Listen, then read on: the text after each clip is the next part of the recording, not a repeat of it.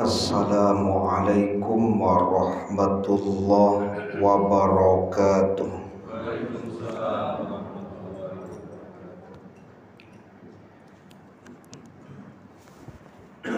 Hamdan wa syukran lillah, salatan wa salaman ala rasulillah. Ashhadu an la ilaha illallah wahdahu la syarikalah, wa ashhadu anna Muhammadan abduhu wa rasuluh la nabiyya ba'dah. Allahumma sholli wa sallim ala nabiyyina Muhammad wa ala alihi wa ashabihi ajma'in wa man tabi'ahum bi ihsanin ila yaumiddin. Qala Allah ta'ala fil Qur'anil Karim, a'udzu billahi minasy syaithanir rajim. Bismillahirrahmanirrahim. Hatta idza jaa ahadahumul mautu qala rabbirji'un la'alli a'malu sholihan fima taraktu kalla innaha kalimatun huwa qailuha wa min waraihim barzakhun ila yaumi yub'atsun. Demikianlah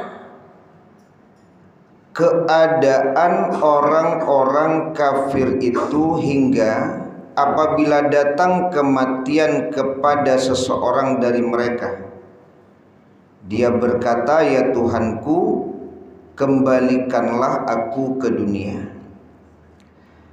agar aku dapat berbuat kebajikan yang telah aku tinggalkan. Sekali-kali tidak, sungguh itu adalah dalih yang diucapkannya saja, dan di hadapan mereka ada barzah sampai pada hari mereka dibangkitkan. Surat Al-Mu'minun surat ke-23 ayat 99 dan 100.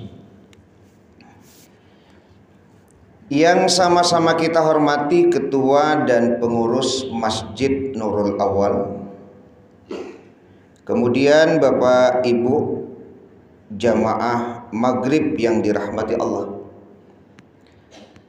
Alhamdulillah, puji syukur kehadirat Allah subhanahu wa ta'ala atas limpahan taufik dan hidayah Allah. Kita baru saja mendirikan sholat maghrib berjamaah. Kemudian salawat dan salam kepada Nabi kita Muhammad sallallahu alaihi wasallam, keluarga beliau, sahabat beliau, pengikut-pengikut beliau yang mengikuti beliau dengan ihsan sampai hari kemudian. Semoga kelak di hari kiamat kita mendapatkan syafaat dari Rasulullah sallallahu alaihi wasallam. Amin. Bapak Ibu jamaah yang dirahmati Allah, dalam sebuah hadis Rasulullah yang diriwayatkan Imam Muslim berkaitan dengan kematian seorang sahabat soleh yang bernama Abu Salamah. Ini dalam kajian takziah sering disampaikan oleh para mubalik dan asatid, karena ketika Abu Salamah meninggal, keadaan beliau matanya itu terbuka. Kalau bahasa awak kan tabulala. Maka dakhala Rasulullah sallallahu alaihi wasallam ala Abi Salamah wa qad syaqqa basaruhu. Fa'aqmadahu summa qala innar ruha idza qubida tabi'ahul basar. Rasulullah masuk menemui Abu Salamah yang baru meninggal dalam keadaan matanya terbuka atau terbelalak. Maka beliau memejamkan mata itu. Jadi memejamkan, membikinnya tertutup. Kemudian beliau bersabda, sesungguhnya ruh itu bila dicabut maka pandangan mata akan mengikutinya. Jadi kalau ruh dicabut maka diikuti oleh pandangan mata. Ruhnya pergi, matanya tidak bisa kembali lagi. Karena dengan perginya ruh berarti tidak ada lagi kehidupan. Ya, maka jasad ini seperti benda mati lagi. Karena tidak ada lagi ruh. Kehidupan itu kan pada ruh tersebut. Maka yang tinggal jasad ini kan disebut dengan mayat atau mayit, ya, atau ada yang menyebutnya jenazah. Nah, jenazah. Dan kita ini Bapak Ibu memang calon-calon jenazah, ya, calon-calon mayit kita, ya. Nah, jadi Bapak Ibu jamaah yang dirahmati Allah Subhanahu wa taala, terpisahnya ruh dari jasad. Dan jasad tersebut tentu merupakan kewajiban bagi kita untuk menyelenggarakannya sampai terkubur. Makanya dikenal dengan istilah fardu kifayah. Ada fardu ain, ada fardu kifayah. Kalau sholat itu fardu ain, itu tidak bisa diwakilkan, ya. Tapi kalau menyelenggarakan jenazah ini fardu kifayah. Asalkan ada orang yang menyelenggarakan jenazah tersebut, maka kewajiban yang lain itu menjadi terlepas, ya. Artinya kewajiban itu tidak ada lagi bagi mereka kalau sudah ada yang mewakili. Tapi kalau tidak ada satupun yang menyelenggarakan, berarti ya tanggunglah dosanya semuanya, tanggung semuanya.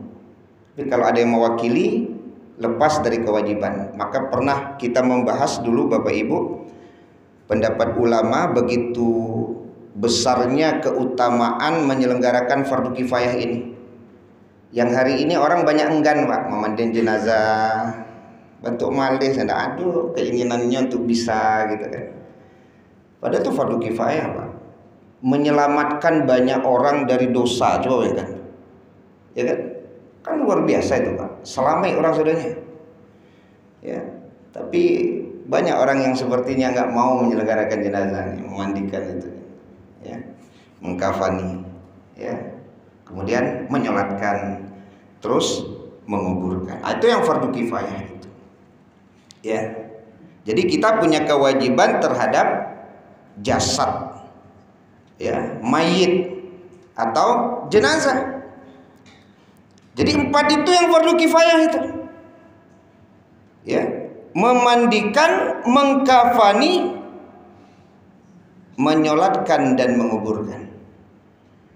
Itu kalau tertinggal Pak, itu dosa besar gitu semua. Salah satu saja tertinggal, ya, kecuali kalau tidak dalam keadaan normal, ya. Ya, tapi kalau dalam keadaan normal ya keempatnya itulah fardu kifayah. Ya. Tidak ada di dalamnya itu masuk yang satu lagi di akhir Pak, berdoa sehabis sholat jenazah. Sebab ada juga yang bilang kalau tidak berdoa sehabis sholat jenazah itu Pak, habis menyolatkan jenazah acanya samo saya cuma lapih kaki ampe, tidak pakai doa. Fardu kifayah 4. Masa masalah doa Pak, masalah doa dikatakannya kita melepas orang tua seperti melepas binatang Pak. Coba mana dalilnya? Tapi kita pernah dengar itu Pak, ya, Persoalan ada yang mau baca doa atau yang tidak, itu kan ada perbedaan pendapat. Tapi jangan ada bahasa seolah-olah orang yang tidak berdoa sehabis sholat jenazah itu, Pak, dikatakan melepas orang itu seperti melepas binatang saja. Karena fardu kifayah 4 cuma. Tidak ada tambahnya cile. Kalau bahasa tadi itu seolah-olah tuh Bapak Ibu bertambah fardu kifayah cile itu, Pak. Bertambah cile di belakang. Maka kan balik lagi, ya kan? Kalau mau berdoa, memang ada yang berpendapat kan boleh di situ ada doa, walaupun memang tidak ada contoh dari Nabi. Kan berdoa itu boleh saja sehabis sholat, ya silakan. Tapi bagi mereka yang memang tidak mengamalkan adanya doa sehabis sholat jenazah itu, karena memang di sholat itu saja kan sudah doa itu, terus doa yang mana lagi itu? Ya. Karena ada bahasa ndak inyo doaan gae do. Jai bana selaku anak Pak dak mendoan gae. Lama seorang tuh mangice awak dak mendoan gae aja Pak. Berarti ndak paham dia tuh bahwa yang dibaca ketika sholat itu doa. Kan doa tuh. Takbir pertama Al-Fatihah. Takbir yang kedua salawat Nabi. Takbir ketiga tuh doa itu Pak. Luar biasa doanya tuh. Allahumma gfirlahu warhamhu wa'afihi wa'fu anhu wa akrim nuzulahu. Onde naninyo sa doa tuh Pak. Nyekecen awak mendak mendoan gae. Ya kan? Karena dalam pembahasan ninyo nan doa itu memang habis salam kanan salam kiri itu doa itu nan doa. Berarti yang di salat itu tidak doa itu. Doa. Ya. Termasuk takbir yang keempat. Itu kan doa untuk yang tinggal kan. Allahumma la tahrimna ajrahu wa la taftinna ba'dahu waghfir lana wal doa. Nah, jadi Bapak Ibu jamaah yang dirahmati Allah Subhanahu wa taala, maka balik lagi berkaitan dengan adanya perbedaan pendapat kan saling menghargai kita. Tapi kalau dicari apakah ada nabi ataupun sahabat melakukan itu, tidak akan ketemu. Tidak akan ketemu. Ya, bahwa ada doa khusus sehabis sholat jenazah, kecuali nanti di kuburan. Itu ada dalil yang menerangkan untuk meminta keteguhan kepada mayit, karena pada saat itu dia ditanya. Itu ada. Ya, kalau saya secara pribadi mengambil pendapat tidak ada doa khusus sehabis sholat jenazah. Ya, tapi kita tidak boleh juga kemudian membatalkan orang yang ada doa sehabis sholat jenazah, ya silakan saja. Ya, tapi sekali lagi jangan ada bahasa kok tidak ada doa panjang jadi jamaah. Dapat doa aja. Sebab kece anaknya Pak angke kece jamaah main angke. Dah doa dulu tuh. Enggak Pak angke Pak. Ya, nah, ini yang perlu dipahami.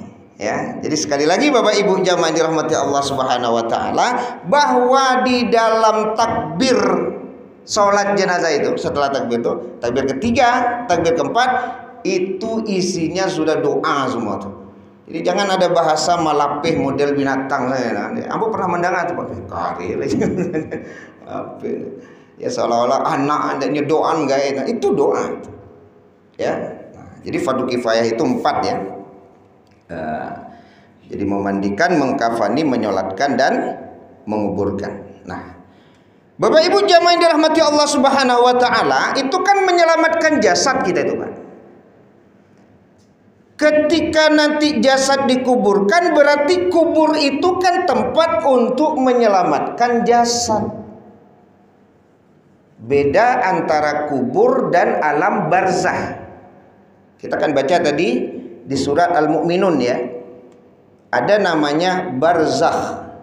Barzakh itu kalau pendapat ulama, barzakh itu kan yang memisahkan dua tempat, pemisah, barzakh.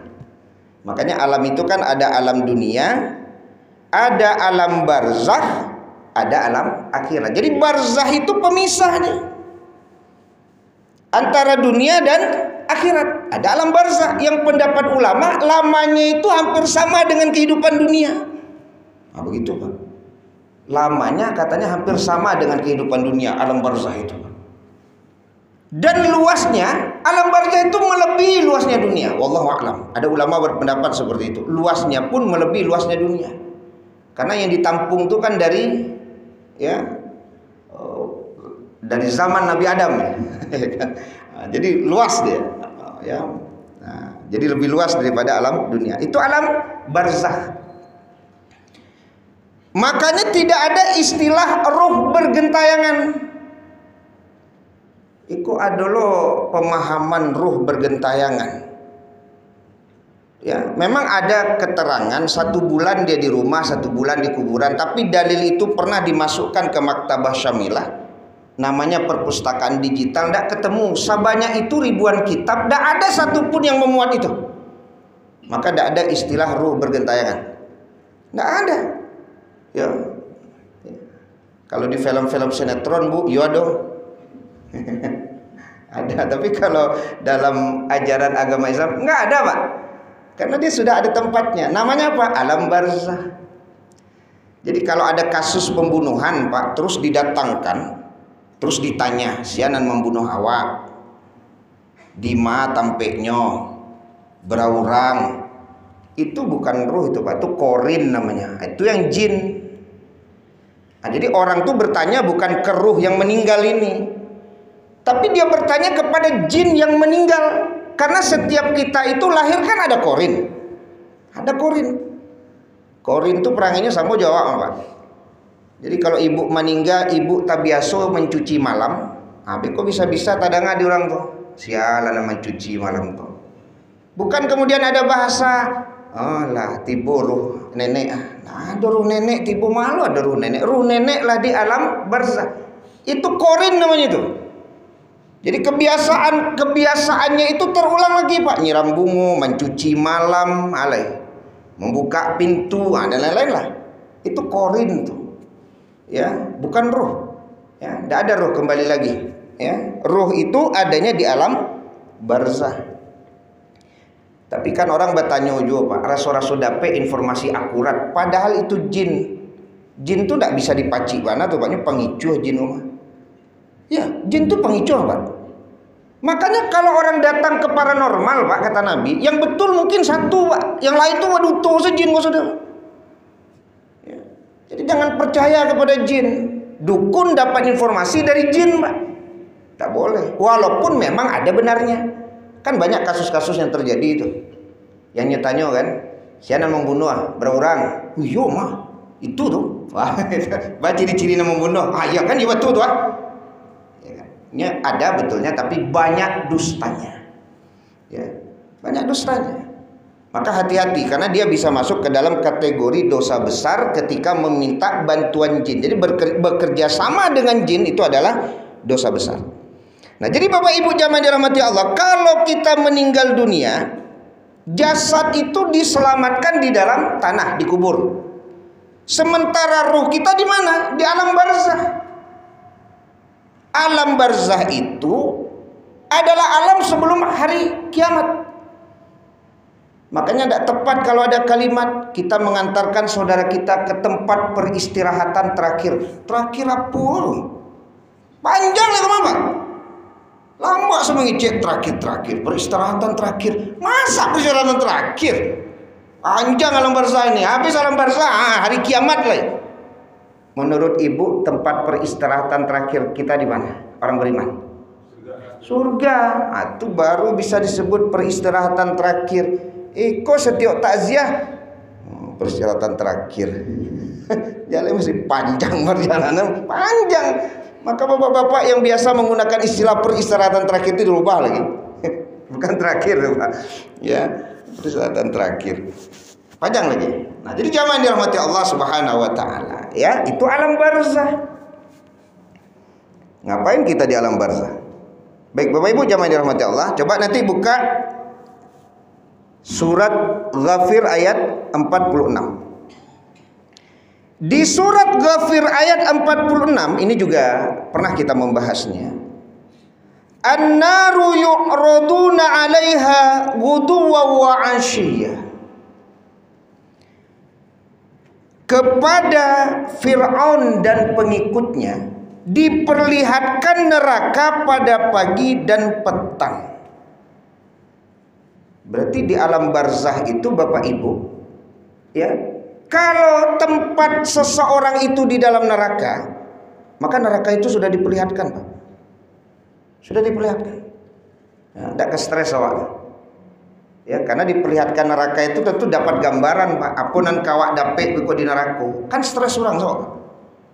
Ya, samulah perjalanan menuju penjara, Pak. Awak di dalam motor. Di dalam motor itulah ditampilkan, Pak. Lidah nan ka dipotong, mata nan ka dicuki, kepala nan ka dihantam. Tak ke stres orang, Pak. Oh, ikon kada pe mau johon. Bisa mati tagak sebelum sampai ke neraka. Ya, sudah. Itu azab itu. Jadi diperlihatkan neraka itu azab, Pak. Karena tidak ada di neraka itu yang ringan azabnya, tidak ada, Pak. Karena azab yang ringan itu sendal dipakai meleleh dari kepala sampai ke kaki. Itu yang ringan main kan dicalian, Pak. Itu yang akan diperlihatkan selama kita berada di alam barzah. Ya kalau orang baik tentu yang ditampakkan adalah surga. Makanya kalau orang baik dia ingin kiamat ini cepat, Pak. Supaya cepat dia bertemu dengan tempatnya itu. Tapi kalau orang-orang yang ingkar kepada Allah, maka doanya bagaimana agar kiamat ini lebih lama gitu. Kenapa? Karena bayangannya itu sudah tampak oleh dia seperti apa nanti dia di dalam neraka. Termasuk Bapak Ibu jamaah yang dirahmati Allah, ya. Kalau seseorang itu mampu menjawab ya pertanyaan dari Mungkar dan Nakir, ya, ketika ditanya tentang Rasulullah dia bisa menjawabnya, gitu ya. Apa pendapatmu tentang Muhammad? Maka ia menjawab, ya, Abdullah dan Rasulnya, dan aku bersaksi bahwa tiada Tuhan yang berhak disembah kecuali Allah, dan aku bersaksi bahwa Muhammad adalah utusan Allah. Keduanya berkata, kami telah mengetahui bahwa kamu dahulu telah mengatakan itu. Kemudian kuburannya diperluas 70 kali 70 hasta dan diberi penerangan. Ini kuburan yang mana nih? Nah ini yang disebut ulama alam barzah itu, Pak.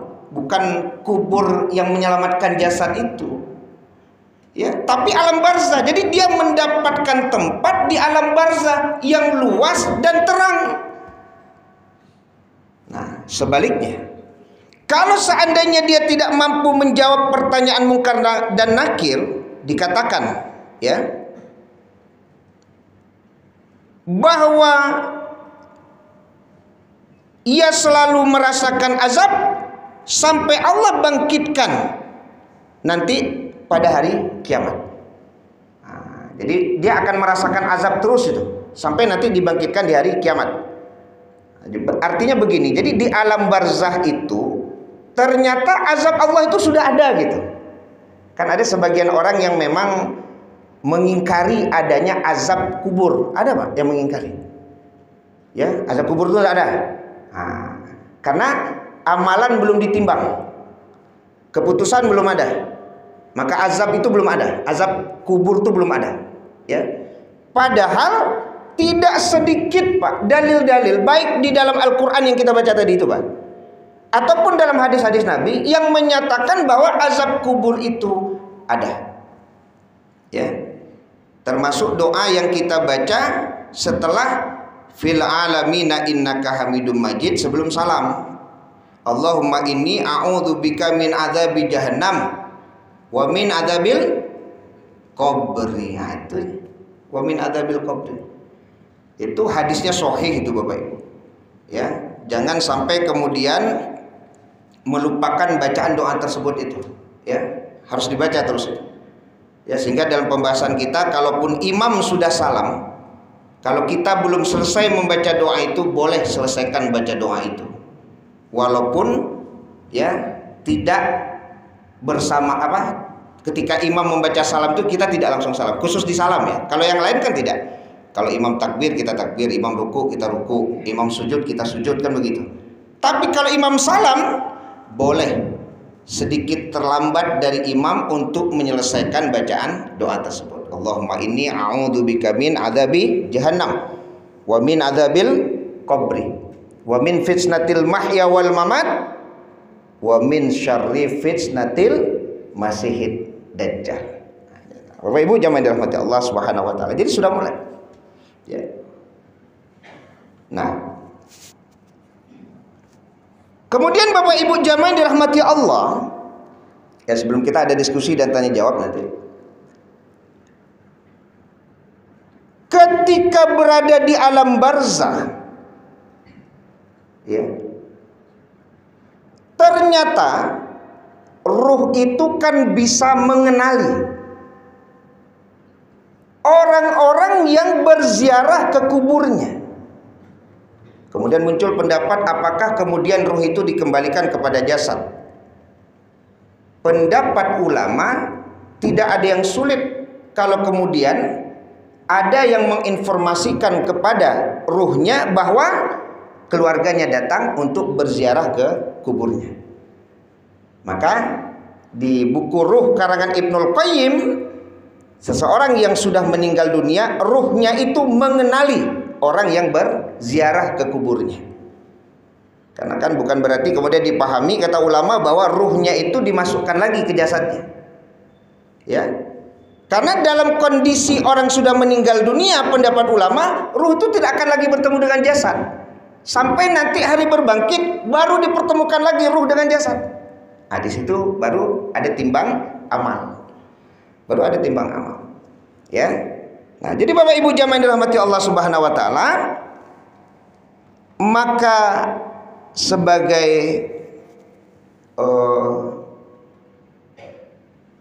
untuk memohonkan ampun kepada jenazah, sebagaimana yang kita bahas di awal tadi, dalil yang digunakan untuk mendoakan mayat di kubur itu adalah istaghfiru li akhikum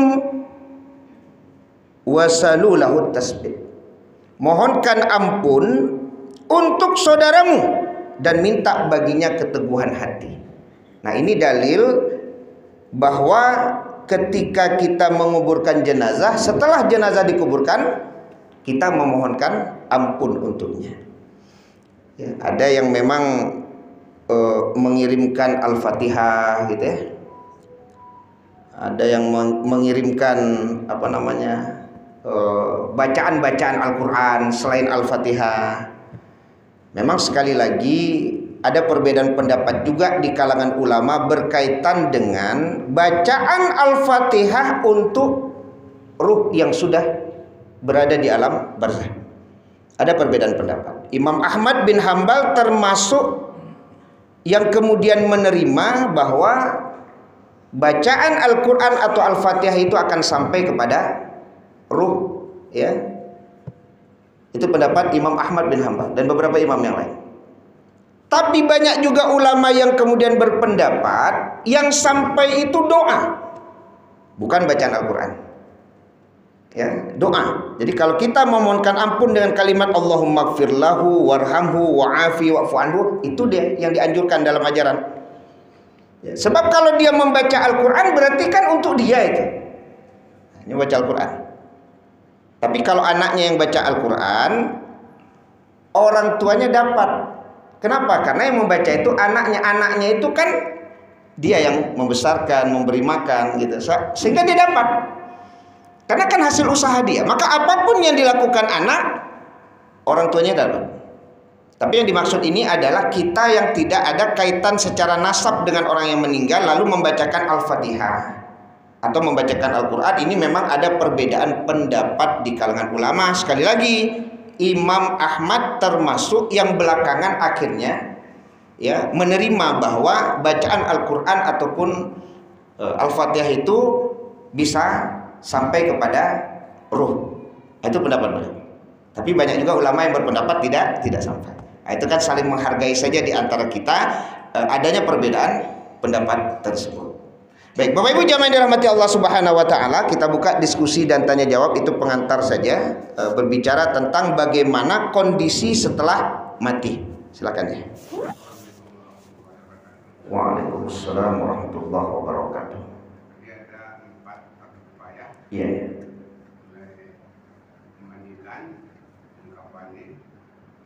Mensolatkan. Iya. Dalam hal pelaksanaan ini, dalam satu keluarga, prioritas pertama atau katakanlah yang wajib melaksanakan dan seterusnya.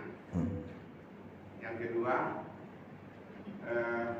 takbir keempat itu kan doa untuk yang tinggal. Iya. Tapi saya lihat di Nawawi sama apa? Cepat saja. Iya. Sampai 3 aja. Iya. Nah, terakhir Ustaz, sebelumnya lewat saya minta jenazah masih keluarga dari ponakan itu. Saya juga heran. Sebelum mayat ini ditutup kuburannya, diazankan dulu di dalam. Saya heran. Itu apa ada dalilnya? Diminta dulu Ustaz. Terima kasih ya.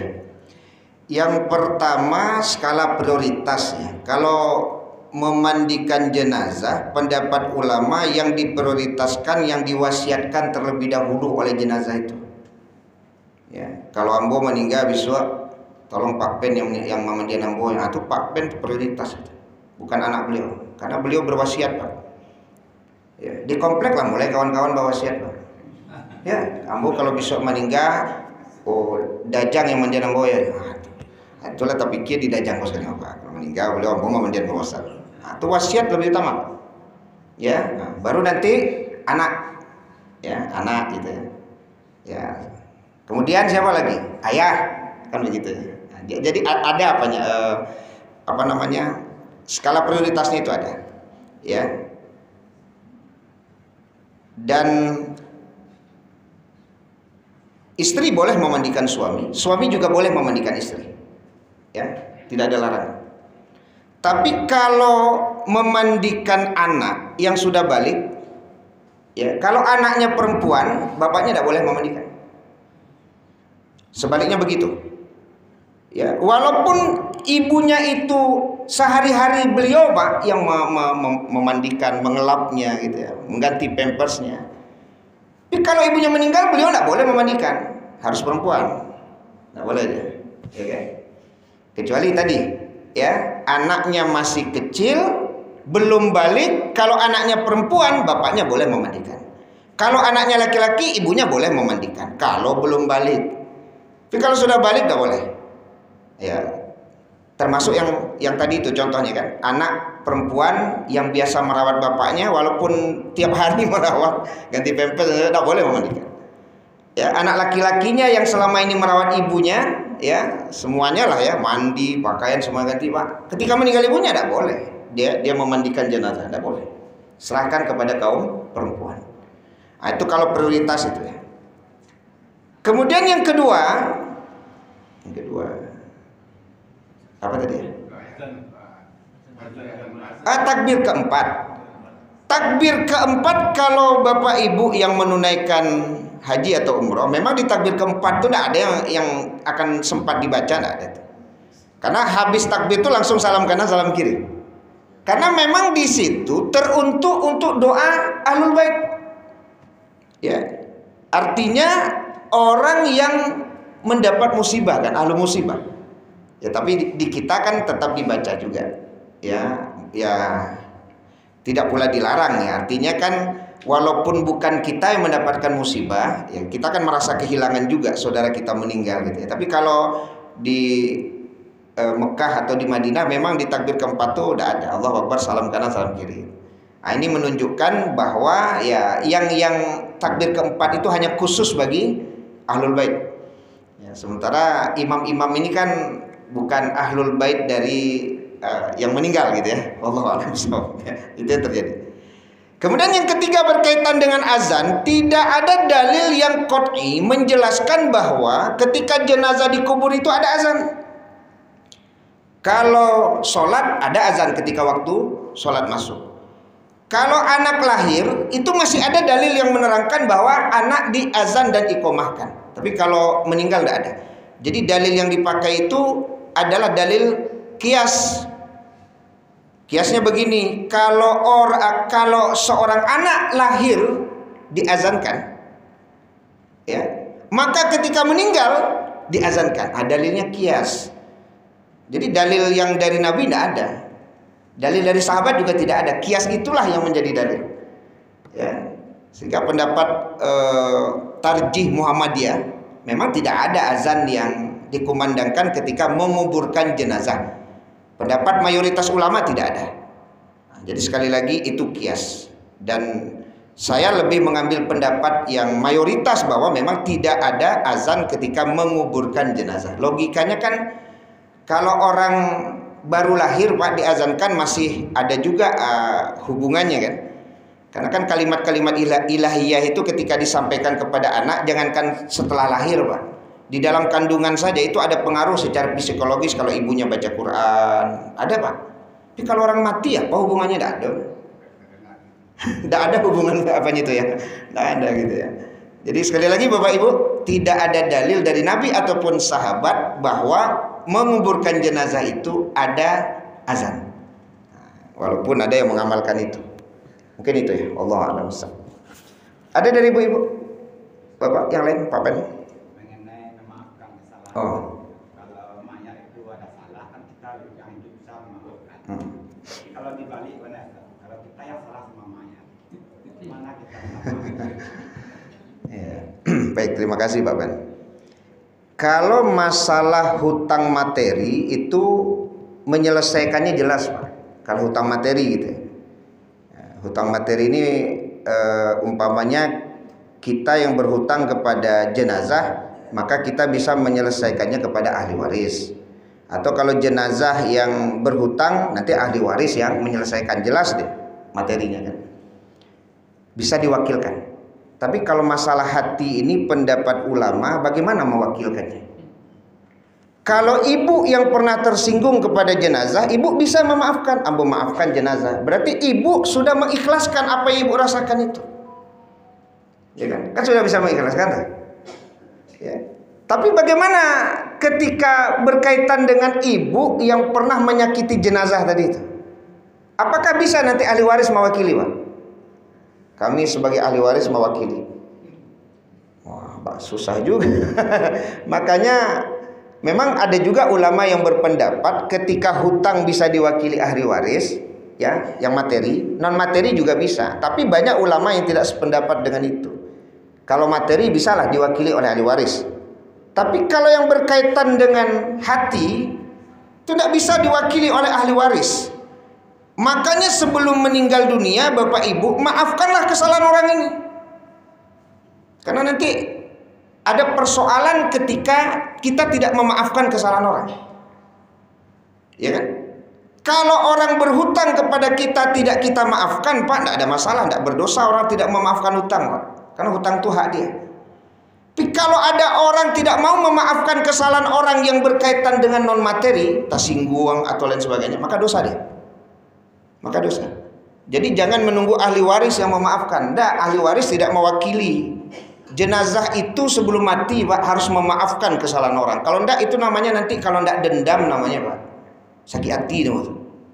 Makanya ibu, bapak sakit hati, dendam, jangan dibawa sampai mati. Awak nanti ayo. Tidak bisa ahli waris mewakili. Saya mewakili bapak memaafkan kesalahan bapak. Apaknya saya selama bapak tidak pernah memaafkan. Dendam taruh saya kurang tuh. Itu bisa siapa ibu mewakili? Oh, tidak bisa, ini masalah hati. Ya. Makanya sekali lagi Bapak Ibu, sebelum meninggal dunia yang namanya dendam itu hilangkan, sakit hati itu hilangkan. Jadi kalau kita meninggal dunia bersih, ya, tidak perlu ahli waris mewakili untuk memaafkan lagi, Pak. Ya. Sama juga dengan kita kalau ada kesalahan ke orang, jangan tunggu orang itu meninggal dulu, Pak. Lagi duitnya minta maaf lagi. Sebab kalau sudah mati bagaimana caranya? Karena urusan ini adalah antara saya dan dia, tidak bisa diwakili. Sama dengan Nabi dan Ukasyah.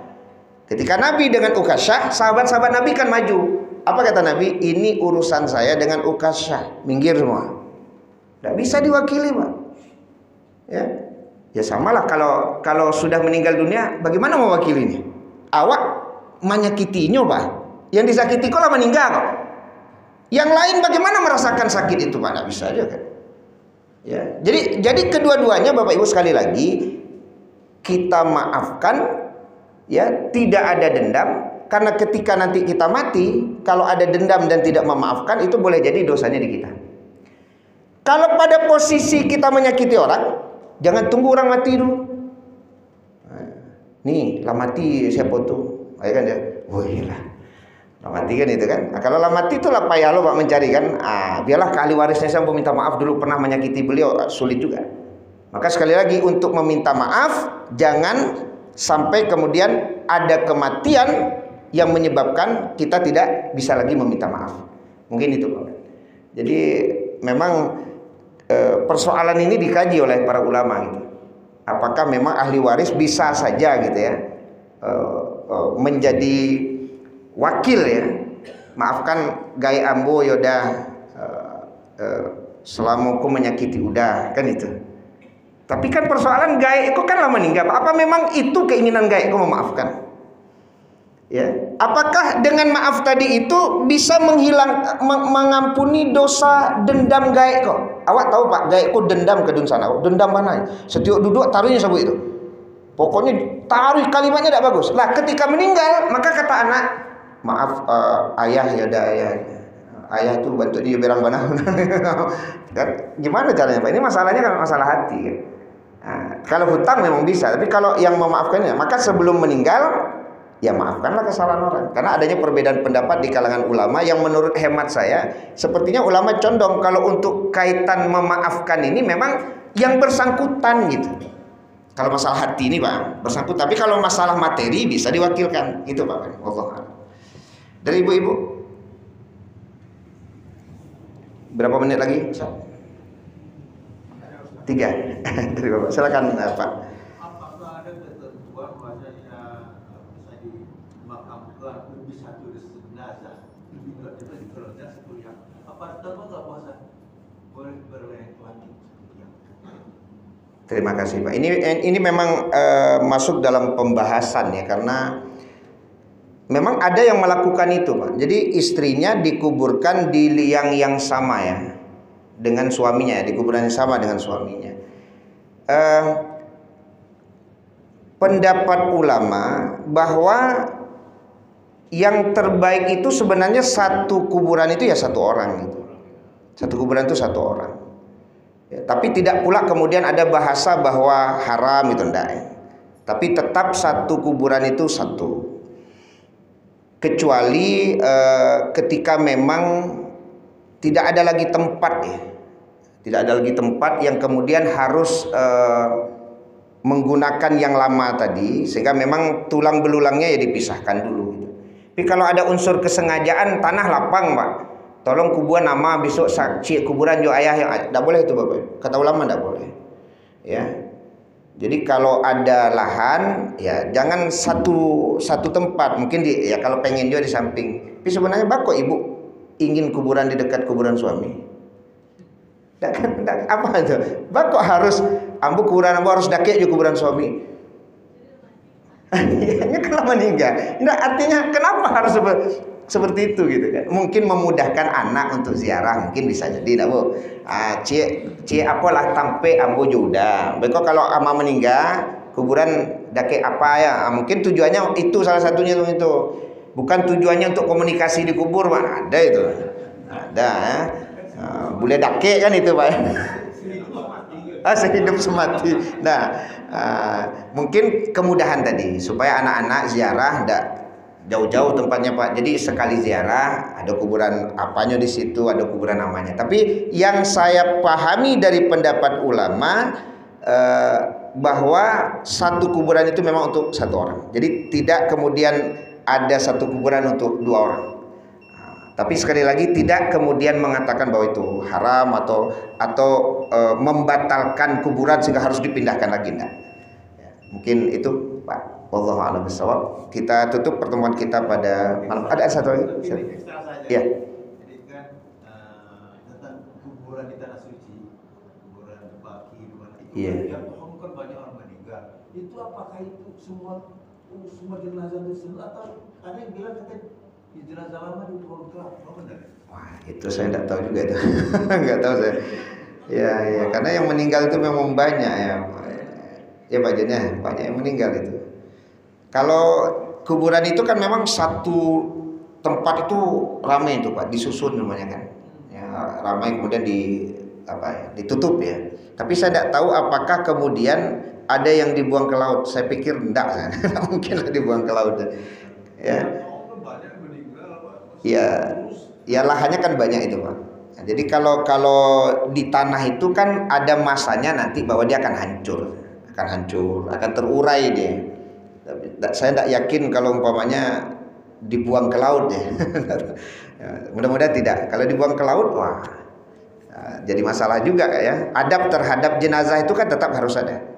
Ya, adab terhadap jenazah, bahwa ya dikubur itu bagian dari adab terhadap jenazah walaupun dia sudah benda mati ya.